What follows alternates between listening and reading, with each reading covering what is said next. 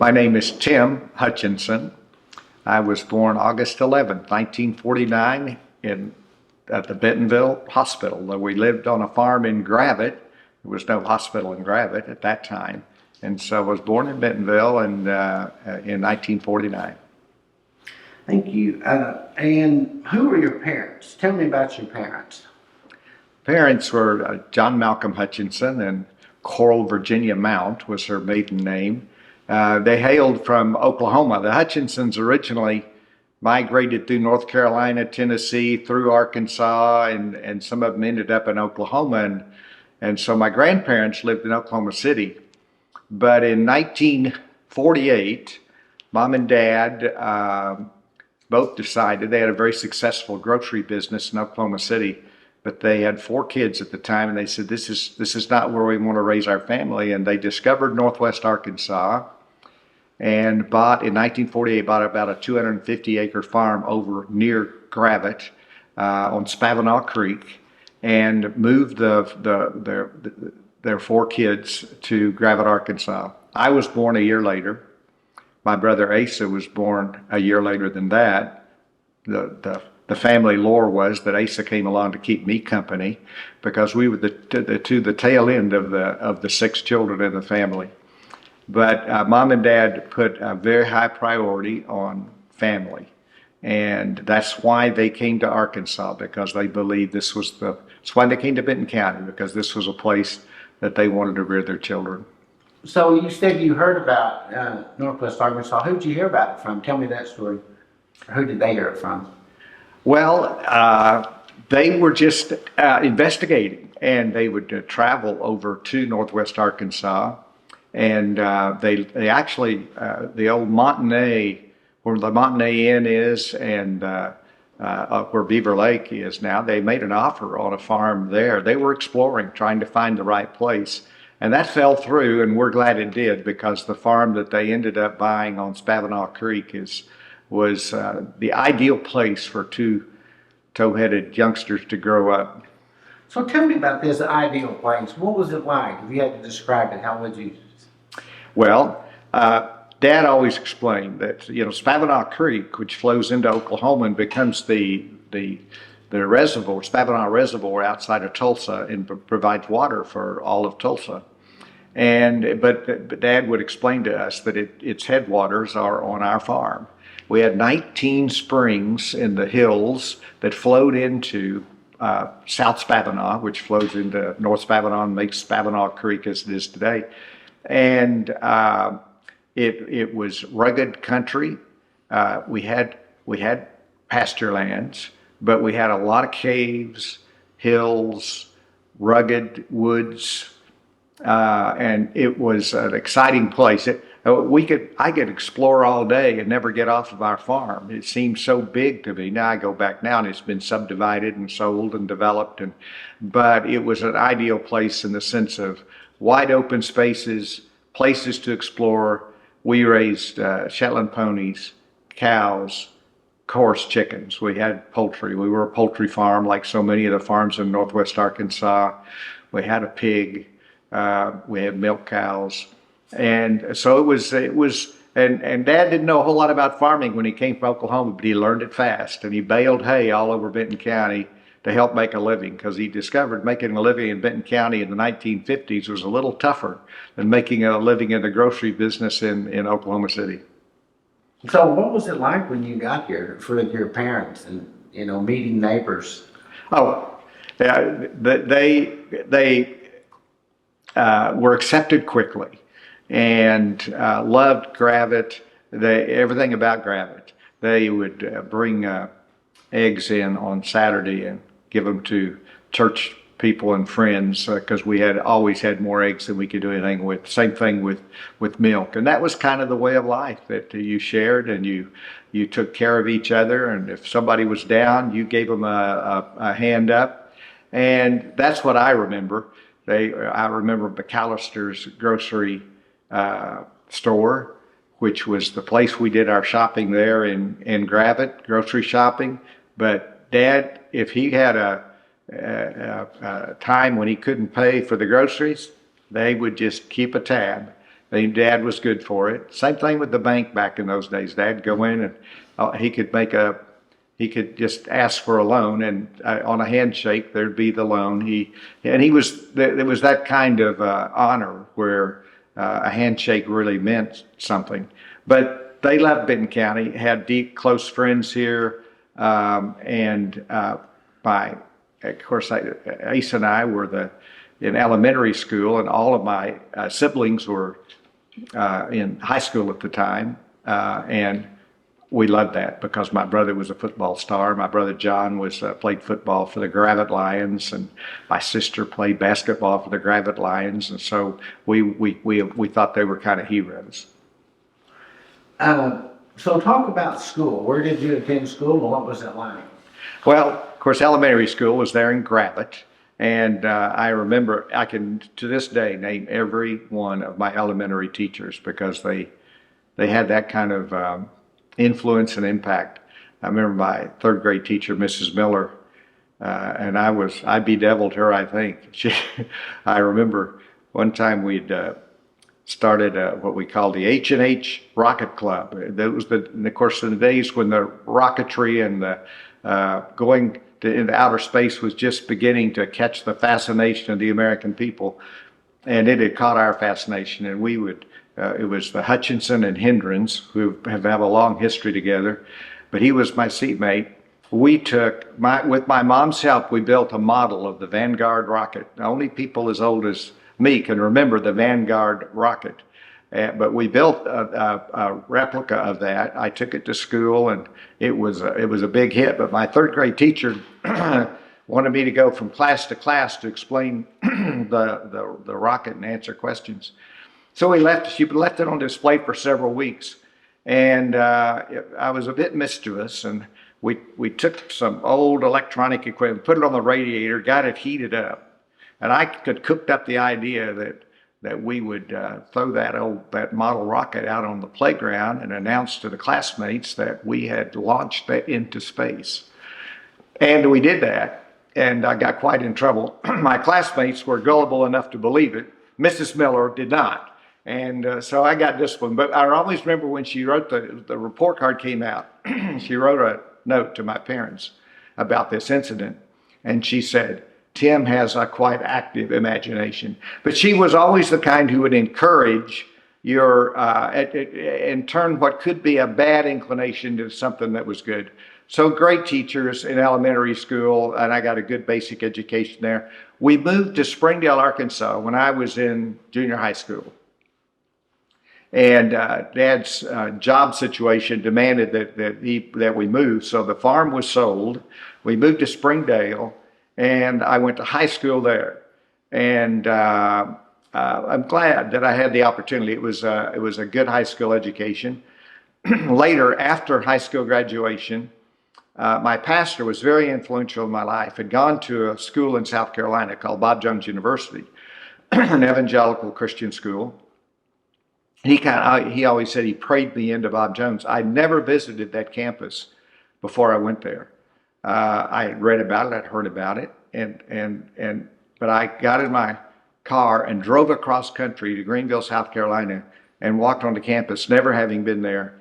I spent 4 years there and graduated. Asa followed me and ended up going to Bob Jones University and graduated from there. Then later, I would enroll at the University of Arkansas and work. It took a good while because I was making a living and supporting a family, but I got my master's degree in political science from the University of Arkansas, so I can proudly claim that I am indeed a Razorback and an alumnus of the university. But that's the schooling.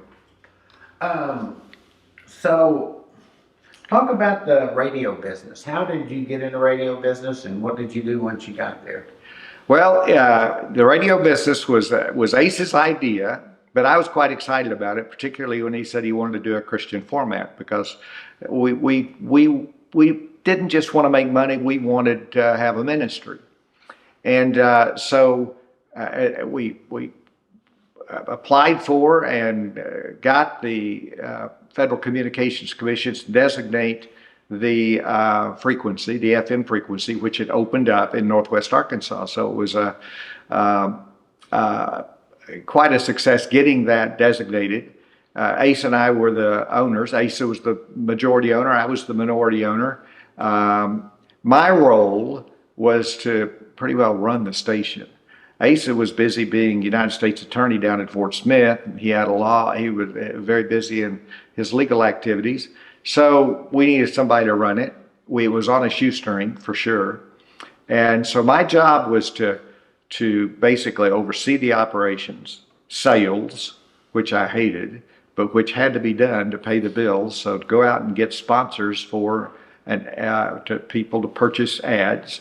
And then once a week I did a shift where I was on air, and that was scary. But we felt like I needed to know the technical aspects in case it was necessary. I would know how to run it. But I didn't have a good on-air voice. Mostly I would read the weather and the news. But that's how we got into the radio business, and it was an exciting time in the radio business, in the radio industry. Since then, it's changed dramatically with Sirius Radio and all the changes that have transpired and the demise of AM radio. But in those days, it was a very exciting time. Good. So talk about your time as a pastor and professor at JBQ. Yeah, I had passed. I'd gone to graduate school, some graduate classes in Kansas City, and began pastoring in Kansas City at a little bitty church. But I always knew I had to come back to Northwest Arkansas. But Arkansas was home, and I wanted to come back here. So I was asked to pastor a small church, an independent church, Calvary Bible Church in Rogers, Arkansas. So I took my two young sons, my twin boys, my wife. We came back to Arkansas, and I began pastoring. And there were a lot of rewarding aspects to pastorate.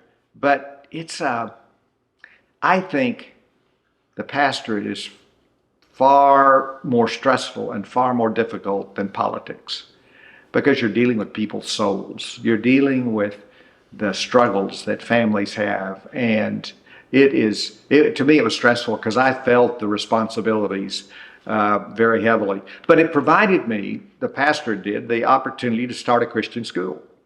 And it was the first Christian school in Northwest Arkansas. There weren't many in the whole state of Arkansas at the time. Now, a lot of big Christian schools in the state, and with thousands of students. But in our day, there weren't. So it was a challenge because people said, well, you're attacking the public schools. And I would explain, no, I believe in the public schools, but I also think that parents ought to have options on where they're sending their children, and that opportunity should be there for those who want it. And that, in fact, it would make education better for all the systems, public or private. So we started a Christian school, and all that grew out of my time in the pastorate. I did it primarily, the Christian school, because I wanted that opportunity for my sons as they grew up, and so they were the guinea pigs there at the Christian school. But it was a wonderful experience and very gratifying. And the getting into politics was kind of just a gradual move into the political realm.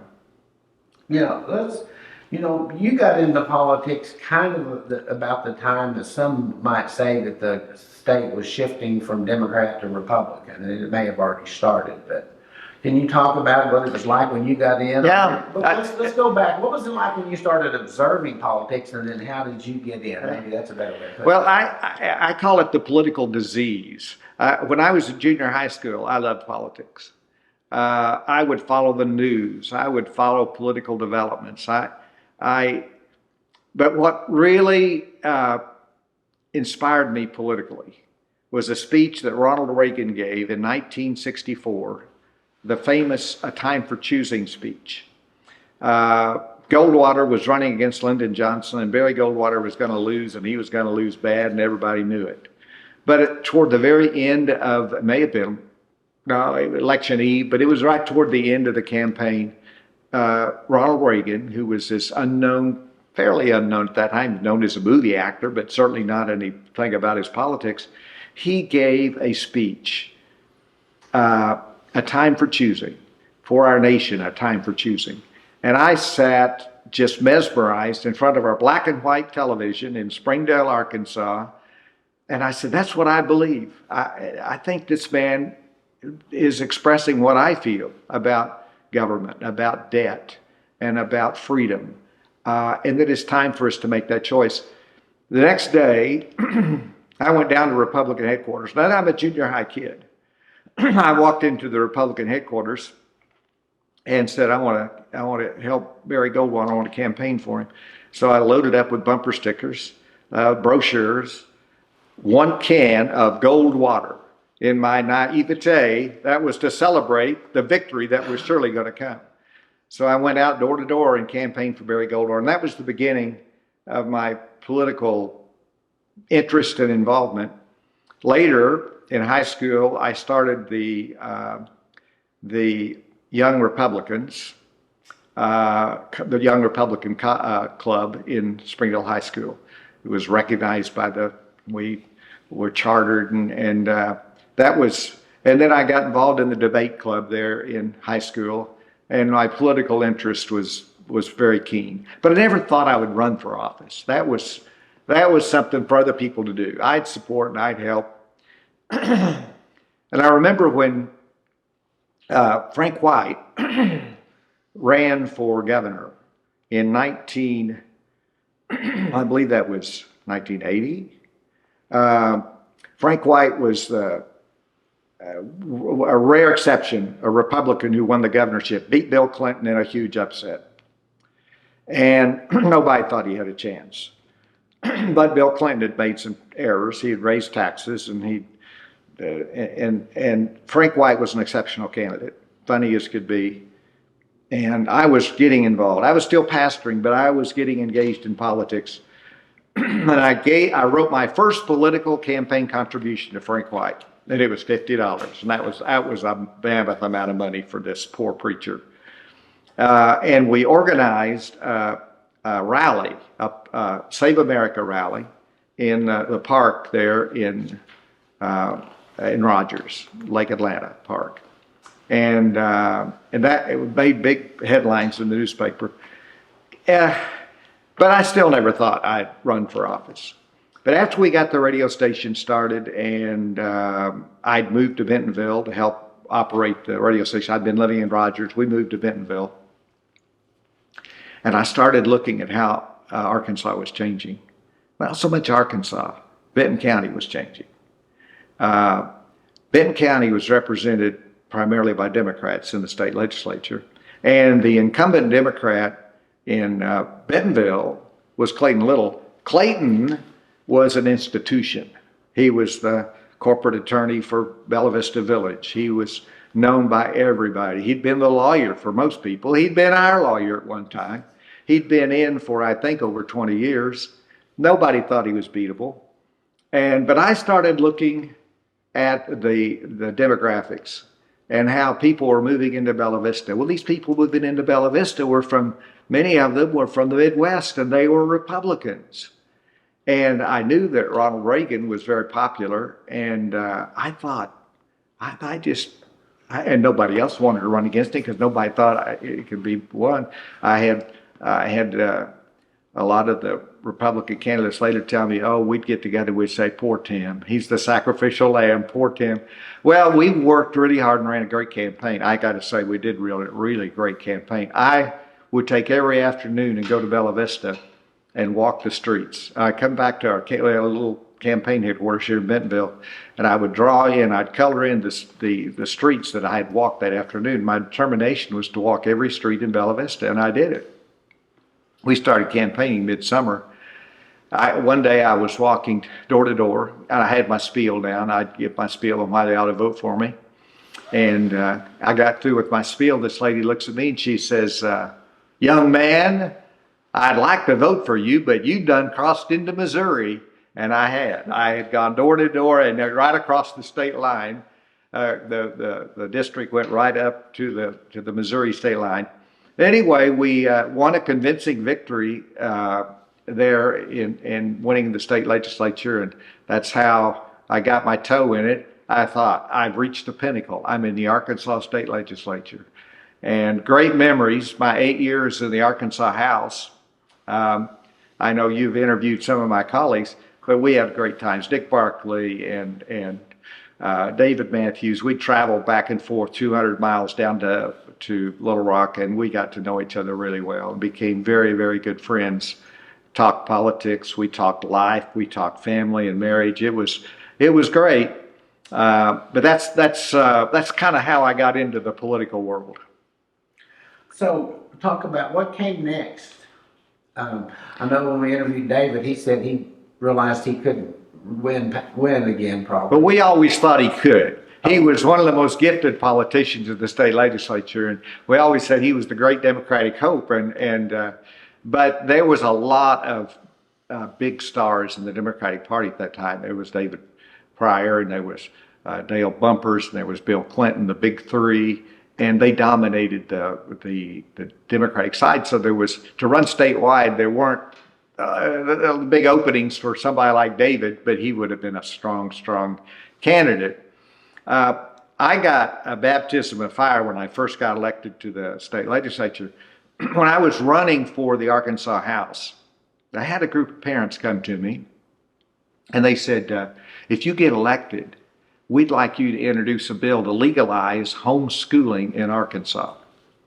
Now, people today find that hard to believe, that there was ever a time that homeschooling was illegal. But up until 1984, 85, when I introduced legislation, homeschooling was illegal. It was a violation of the compulsory attendance law, and some prosecutors were going after parents, saying that they were abusing their children by teaching them at home.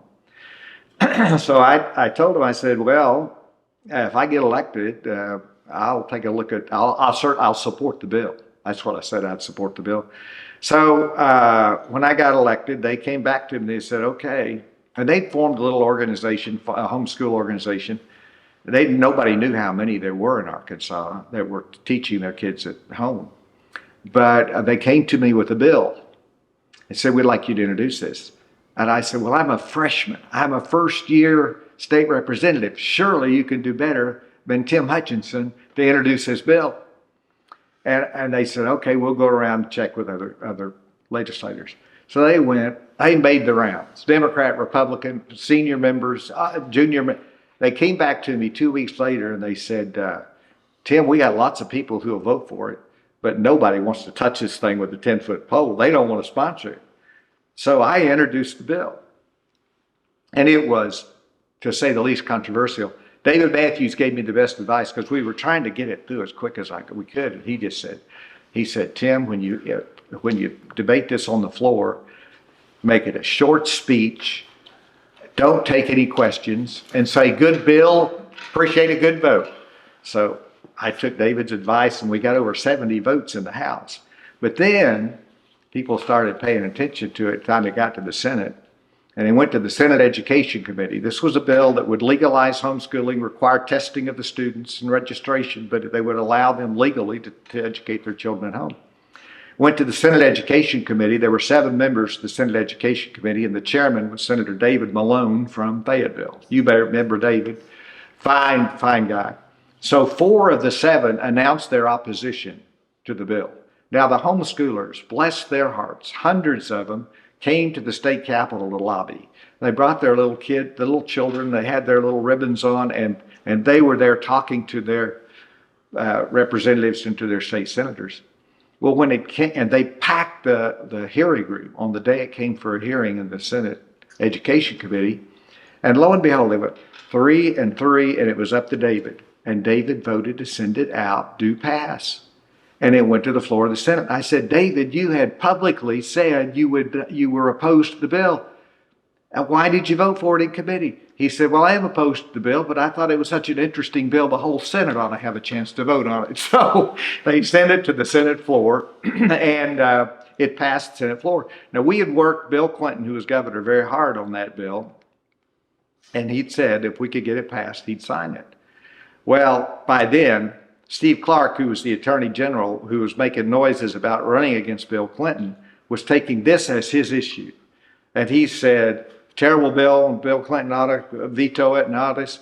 Well, Clinton, to his credit, kept his word. But on the day he signed the bill, his chief of staff came to me on the floor of the House and said, Tim, Clinton, the governor's going to sign it like he said he would, but he doesn't want any press. He'd like to have a little private signing ceremony. So we did. Went down to his office, and the Senate sponsor and me, we got a picture with the governor as he signed homeschooling into law. Well, then it really hit then Steve Clark had his issue, and it went on, and the governor ended up calling a special session to amend the homeschool law. This was all my first term. I learned more about politics and how you get legislation done and the importance of constituent involvement that first term than I ever could have in any other way. So that was great years in the Arkansas House. Good. Do you want me to go on to the congressional race, or do you have another question? We always would talk about, when I was talking with David or Dick Barkley, we'd talk about our plans. And Dick always let me be, Dick Barkley was a longtime Republican state representative from Rogers, and Dick always said that he planned to run for Congress. And I said, well, if John Paul ever retires, John Paul Hammersmith, who had been in for over 20 years, if he retires, then I might run. And we would have conversations like that. Well, one Sunday afternoon, I got a call from John Paul Hammersmith. That's this institution, this political legend. He called and he said, Tim, I know that you're one of those who are interested in running for my seat when I retire, and I wanted to let you know I'm going to announce my retirement this week. Well, we were excited. I'd served 8 years in the legislature. I had 2 more years I'd had retirement. I'd have invested for retirement. So, but there wasn't any hesitation. We knew we were good. This was the one race that I wanted to make. Asa and I had long talked about, a lot of people thought Asa was going to run for the congressional seat when John Paul retired, because Asa had made a Senate race and lost, and had more statewide name ID. But Asa and I had visited about it, and we had agreed that this would be the one race that I wanted to make, that he was going to, this was my path. So by Wednesday of that week, I had called a press conference, announced I was running for Congress. And we didn't have any money, but we had a lot of pro-family groups that were excited about me running and were eager to get to work. And we ran a shoestring campaign. Dick Barkley, he also announced. Dick had the broad support of the business community, the Chamber of Commerce, and was widely viewed as the favorite because he was better funded. There was a third candidate in that congressional race from Fort Smith that many people don't remember, but there was a third candidate down there that took a little piece of the vote down there. Everybody was pretty well convinced that there'd be a runoff, that the 2 top vote getters would end up in a runoff election. But the campaign went splendidly well, and we won that primary without a runoff. I remember Dick waited till late in the evening to give me a call. And he said, "It's not going to be a runoff, is there?" I said, "I don't think so." And so he conceded, and we were off to the races against a strong Democratic field, because the Democrats had been waiting 26 years. John Paul Hammersmith held that seat for 26 years, and they were ready to go for it because this was an opening. They didn't have to run against John Paul. They were running against old Tim Hutchinson. And so they had I think a 4-man primary on the Democratic side, and had a very strong candidate that they put up, and it was a close race, but we managed to barely squeak that one out in a tough year. People forget Bill Clinton was head of the ticket that year. And Bill Clinton, the year I went to Congress, Bill Clinton was the head of the Democratic ticket, and he carried Arkansas big. I look back at 92 and 96, because Clinton was the head of the ticket both times that I won into Congress, and then when I went to the U.S. Senate. There had to be about 15 to 20% of the Clinton vote that voted for me. And I've always wanted to meet those people. But there had to be, because he carried the state big and I carried it big. And so there was a lot of crossover. People who said the split votes, who said, you know, and that's kind of healthy, I think, where people are not just voting party line all the time, but they're looking at the individual and they're willing to cross over. Interesting. We'll talk about your making the step from Congress to Senate. Yeah. And what that race was like. I mean, you were kind of in the middle between a couple priors. Well, I was, but I didn't want to run for the Senate. I loved the House. U.S. House was great. I made good friends. I was in the 3rd Congressional District of Arkansas was the most Republican district, and it had been held in Republican hands for 30 years. I thought I could stay there. If I did a good job, I could stay there forever. I didn't want to go to the Senate. But Mike Huckabee was lieutenant governor at the time.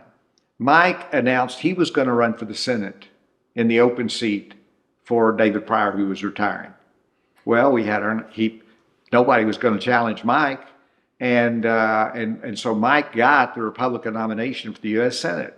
But an interesting set of things happened. Jim Guy Tucker had to step down as governor.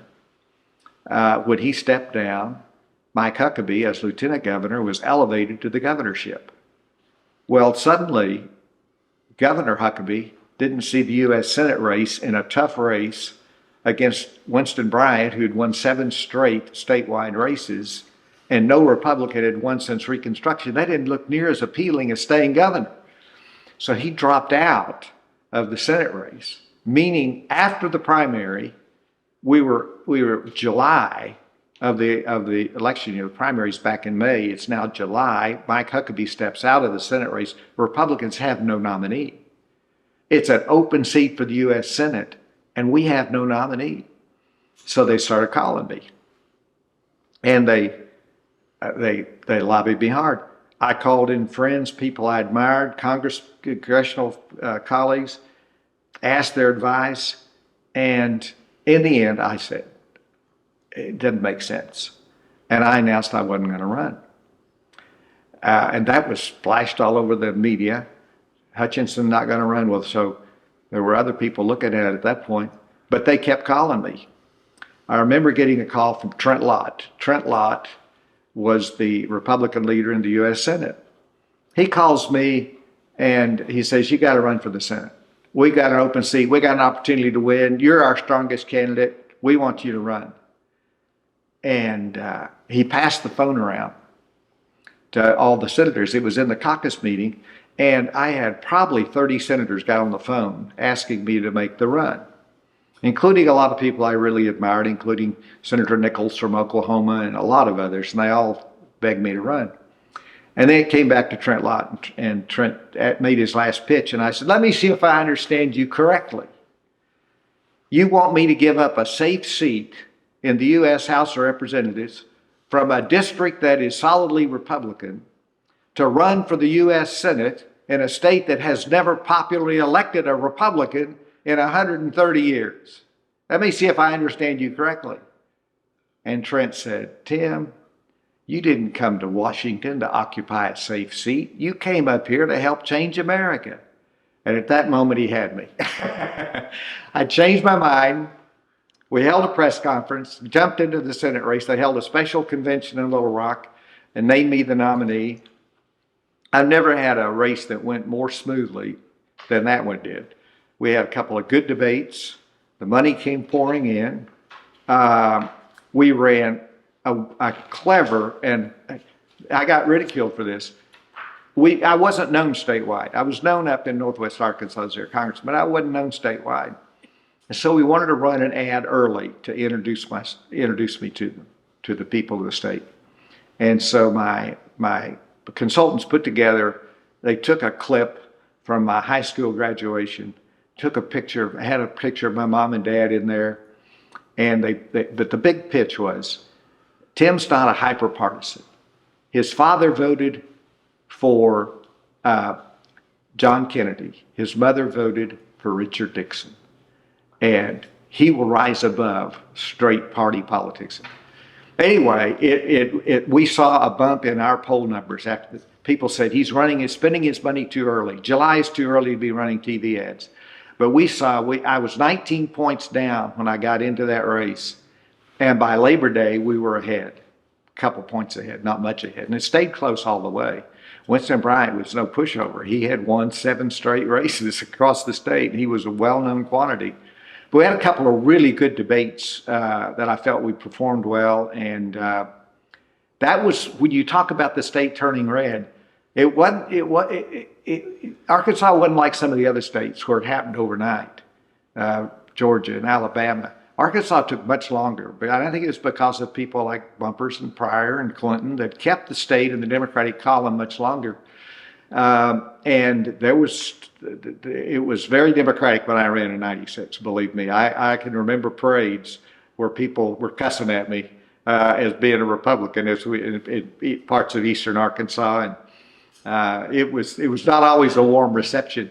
But the '96 campaign was historic in the fact that I was the first Republican to get elected to the Senate since Reconstruction. And the fact that Asa followed me, he succeeded me in the House. That was the other thing people said. Hutchinson shouldn't run because the people of Arkansas are never going to elect 2 Hutchinsons into the congressional delegation. Asa and Tim both on the ballot, that'll never work. But it did. The people of Arkansas judged us individually and meritoriously and gave us a chance. And I'll always be grateful that they did that. So it was historic from that standpoint. Asa following me in the House, him in the House, me in the Senate. That had only happened 4 times in the history of the country where there was brother combinations, one in the House and one in the Senate. So that's how that Senate race happened.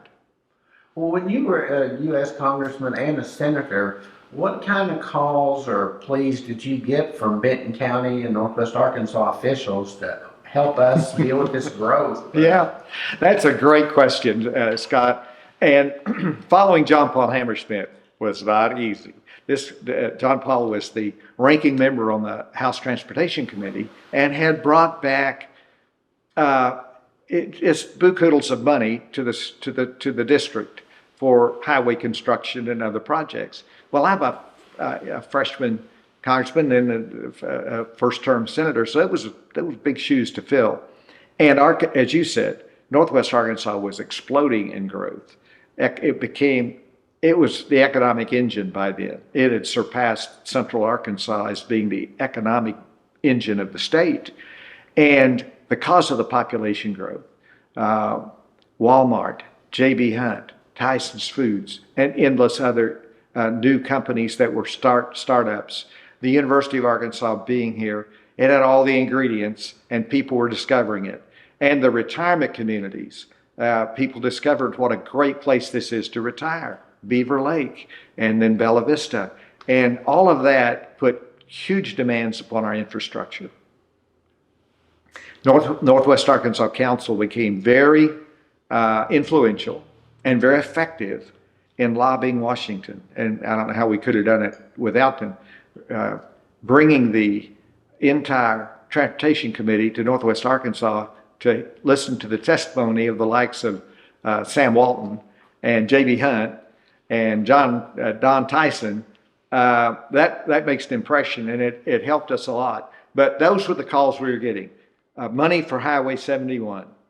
How do we get, I remember my first term in the House when the Highway Commission came in and told me that they needed to get, I think it was like $52 million to finish the tunnel on Highway 71,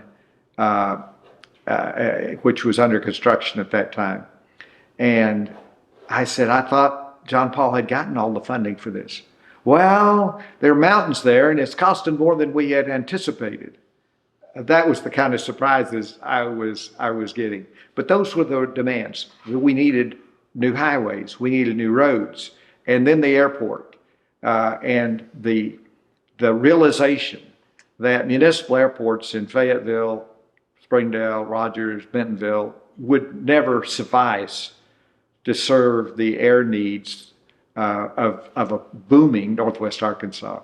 And that was quite an experience too, getting to see the airport progress and being able to support it. Many people forget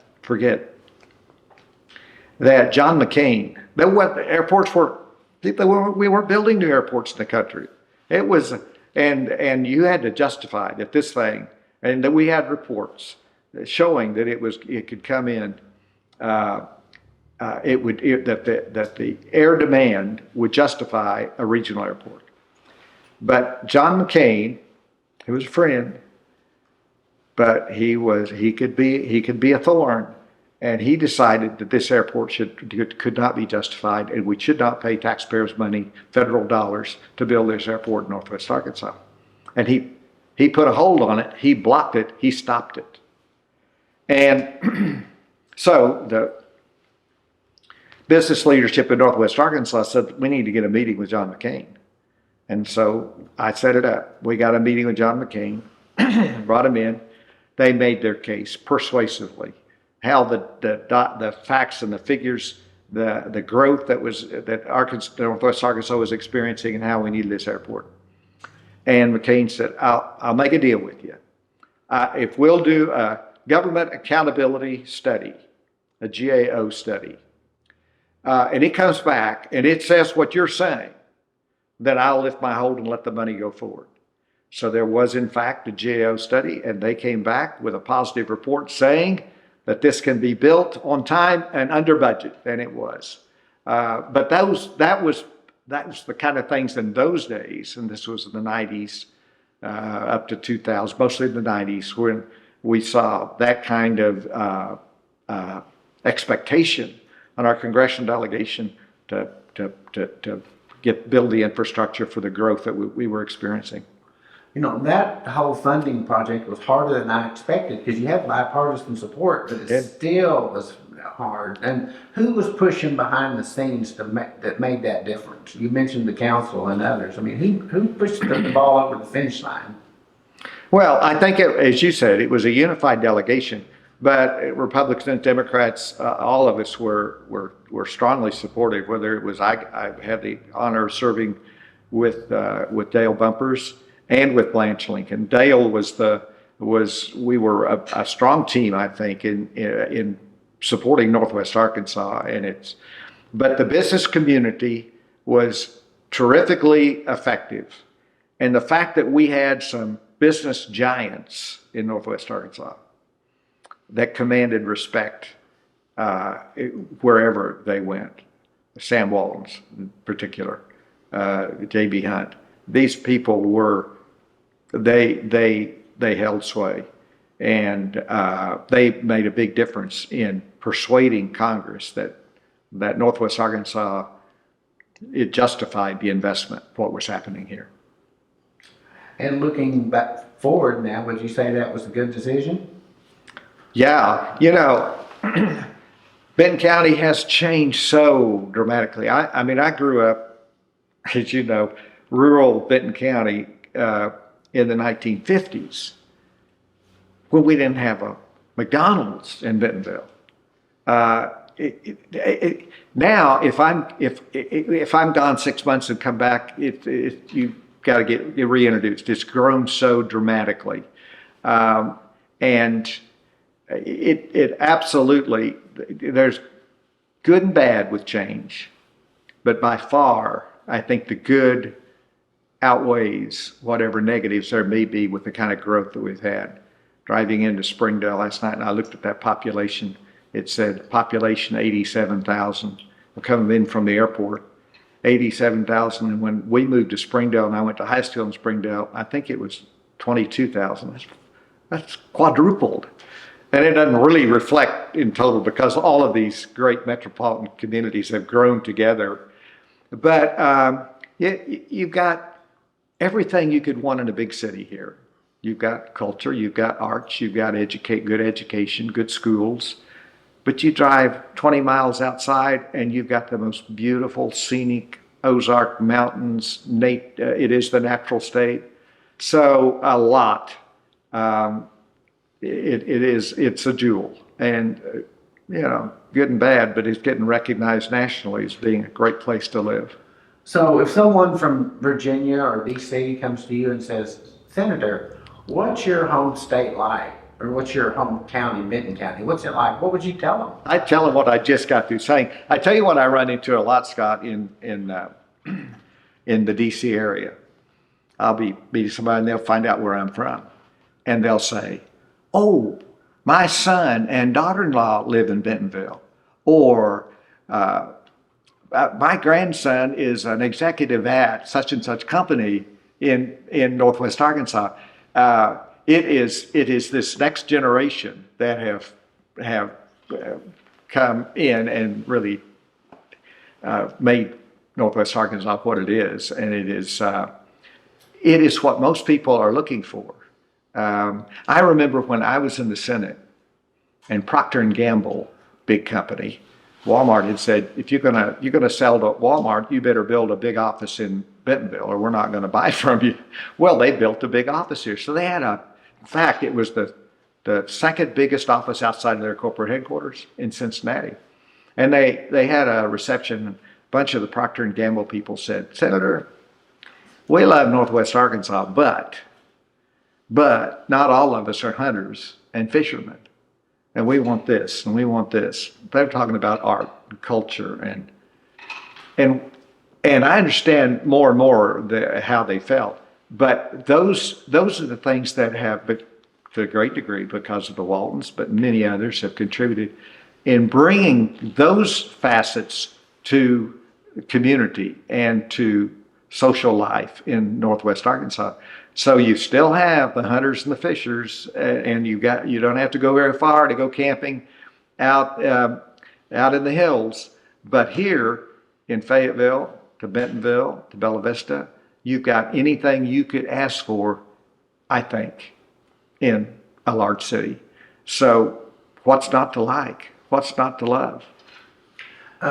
You mentioned earlier the Waltons and the huge impact that Sam had and others, but are there any other comments you want to make? I want to tell you about the one. I didn't know Sam Walton well. I knew some of the other Waltons much better, but I had one meeting with Sam Walton. Jim Hendren, who was the personal attorney for Sam, asked me if I'd ever met Sam, Mr. Sam. And I said, no. He said, would you like to? I said, I'd just love to. He said, well, the time to visit with Sam Walton is at 6:30 on Saturday morning in his office.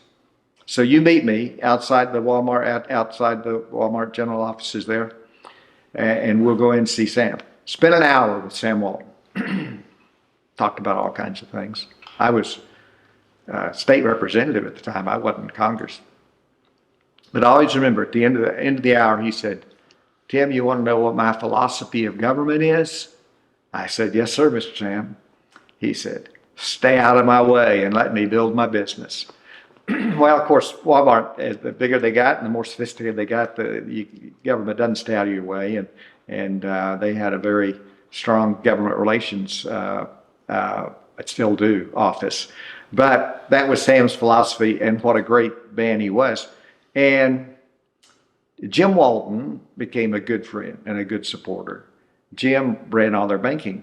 I guess he still runs all the banking operations.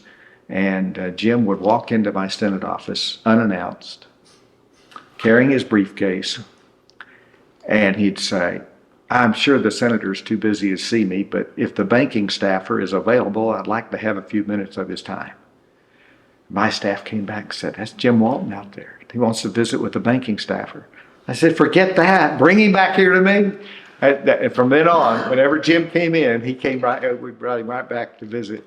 But Jim was so humble. That's the kind of person that he was and is just so humble. You wouldn't ever imagine that he was a hyper billionaire, so down to earth. He didn't ever ask anything of me but good policy, and that's the kind of family they were. And so the Waltons, I could talk about John Walton. It was tragic. His death was tragic, but kind of went his own way, away from the Walmart company, but had such a great impact on education. And we had a political action committee that was supporting candidates who believed in educational choice. I asked the only time I ever asked John Walton for anything was, and he immediately wanted to be supportive. Just a great family, and they have meant so much. Unbelievable. I don't know how you could quantify what they have done for this area. I remember when I was in the state legislature representing Bentonville, I'd get up and speak something on the floor, and my colleagues, who kind of resented the wealth in Northwest Arkansas, and they kind of resented the Waltons, they started chanting Walmart, Walmart, because they thought I was the representative from Walmart. But I was proud of what Walmart and the Walton family it has done for our state. And back then, they wanted to put high taxes just to go after the Waltons. And it would have been tempting for a company like Walmart to move their corporate headquarters to someplace else. They never wavered, and it has meant so much to the state. Thank you. If you had to break it down to one sentence, my favorite thing about Benton County is, what would you say? That is so tough for me because I talked about all the great things that are here. But for me, somebody who grew up here, somebody whose sons live here, whose grandchildren live here, whose my siblings, brothers and sisters live in Benton County. It's family. That's what Benton County means to me. Is the greatest thing about it is this is family, and they were, of course, the population here has changed so much since I left office, but they were the base that I had when I ran statewide. These were my loyal friends. But I was born in Benton County, and I'll be buried in Benton County in Bethel Cemetery over by Gravett. One last, let's back up and ask one last thing I think I forgot to mention earlier. The tremendous success of your brothers in politics, and maybe he could have, maybe his statewide race, did that help pave your way with name recognition too for your Congress race?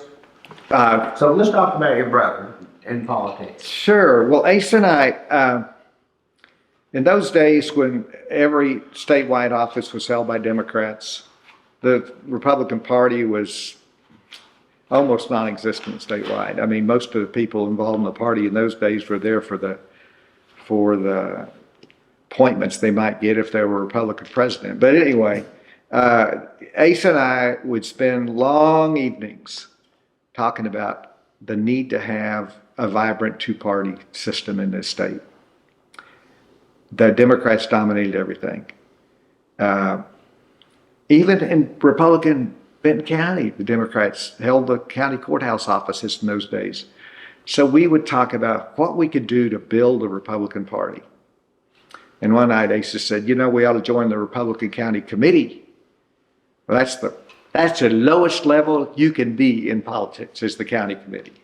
But Ace and I got on the county committee. It wasn't hard because they were begging for people. Ace soon became chairman, and that was the very basic beginning. But we would talk ambitiously about the future and what we could do to build a party in this state that would be competitive with the Democrats. We never dreamed that there would be a day that the state would be Republican red all over, just the reverse of what it was in those days when it was such a Democratic state. But Asa, if I had to give one word to describe Asa's political skill, it's not what most people would think. It's just determination. Asa ran prosecuting attorney here in Benton County, and he was defeated as a youngster in his 20s by David Klinger, Judge Klinger. Ace has lost a whole lot more races than he's won. He lost a race for Attorney General. He lost a race for JP one time. He lost a race for the U.S. Senate. I think that's what you're referring to, and he ran against Dale Bumpers, the giant killer. Well, Asa had a lot of tough, but he never quit. I think his political hero was Abraham Lincoln, because Lincoln lost and lost and lost and won. he knew what it was to lose. Ace was determined. And, he lost the governor's race for governor, first time against Mike Beebe. And a lot of people said, well, Ace is a political loser statewide. He can't win statewide. Doesn't have the charisma, doesn't have the spark or whatever. But he didn't quit. And he came back and he won the governorship, served 2 terms. So I think we had a great political family. My mom and dad were not political. They didn't ever run for office. They didn't encourage us to run for office, but they were politically aware and engaged, and they had a lot of political conversations around the dining room table that I think made a difference in the way Ace and I looked at things. But I got a brother-in-law, Kim Hendren. I've got nephews. I've got nieces who are in the state legislature. There has been a Hutchinson or a Hendren in the Arkansas legislature for over 40 years, going back to Kim Hendren getting elected as a Democrat in the 1970s to the very present time when I have a niece that's serving in the Arkansas House. So I hope we've had a positive influence on all these youngsters, I call them youngsters, who are coming up and continuing that legacy of service. If someone came to you and said, Senator, give me some advice for a young aspiring politician of whatever persuasion, what would your advice be? I think too many young people, when they decide they want to get involved in politics or do something in public service, that they jump out there and want to run for governor, or they want to run for the U.S. Senate, or they want to run for some high office. And I think there's an element of you got to prove yourself, and whether it's county committee where I started and served, or state legislature, or in the city council, or the school board, those are such wonderful avenues of service, and they prepare you for perhaps a career in politics or public service or running for higher office. So I would say engage locally, get involved in political campaigns at the local level, not necessarily as a candidate, but supportive, and work your way up, and don't try to jump for the big enchilada all at once. My favorite Clinton story is when I got elected to the Senate in '96 and Asa got elected to the U.S. House. My mom was 82 years old, had never been to Washington, D.C. in her life, but she had to be there to see Asa and I sworn in. So we flew my mom to Washington, D.C., and my sister and some other family members. And I thought, well, this first time she's been to Washington, I've got to get her in to see the Oval Office. I've got to get her into the White House. So I had one friend over there in the Clinton administration. I called him over there, and he said he'd set it up. Now, the only time we could do it was at 9 o'clock at night. So I took my 82-year-old mom to the White House, 9 o'clock at night. And the Secret Service meet us at the gate, and they say, Senator, we're so sorry, but the protocol is that when the president is still working in the Oval Office, we have to cancel the tours, and Hillary's out of town, and the president's still working in the Oval Office tonight. Well, my friend, to his great credit, wrote a note, took it in, handed it to President Clinton, saying, Senator Hutchinson's out here with his 82-year-old mom. The president came out, greeted us, escorted us into the Oval Office at 9 o'clock at night, spent an hour and a half with us in the Oval Office, told us all about the history of the Oval Office and everything in it and all the pictures and the monuments, and then took my mom over and showed her his political button collection. He's very proud of his political button collection. My 82-year-old mom, rock-ribbed Republican as she is, looked up and said, Mr. President, I don't see a Hutchinson button up there. And President Clinton said, Mrs. Hutchinson, you send one over, I'll put it up. And then I got this great picture as we're leaving. My mom, rock-ribbed, Goldwater Republican, is shaking hands with Bill Clinton. And she says, Mr. President, were you to run again, I might have to vote for you. He charmed her to death. But it was so good and gracious of him because he didn't know me anything. I didn't vote for his programs usually, opposed his taxes in the state legislature, but he knew the importance of a mom and really treated her right. Pretty good story. I've heard similar stories about Clinton, how he befriended the political opponents, and was the decorum different in Washington in those days when you were there? It was very different. There was a camaraderie, but Clinton was different in that regard because it was starting to get really ugly and political. Newt Gingrich kind of started the bomb throwing and the government shut down and then impeachment and all of that. So it started getting that way when I was in the House and in the Senate. But still, there was a bipartisanship and a willingness to find common ground where possible. But Bill Clinton just didn't. I never found him somebody who held a grudge. The last time I saw President Clinton was at Senator Bumper's funeral, and he walked over and gave me a big hug. So there's some things that got to transcend our political differences, and that's our humanity, I think.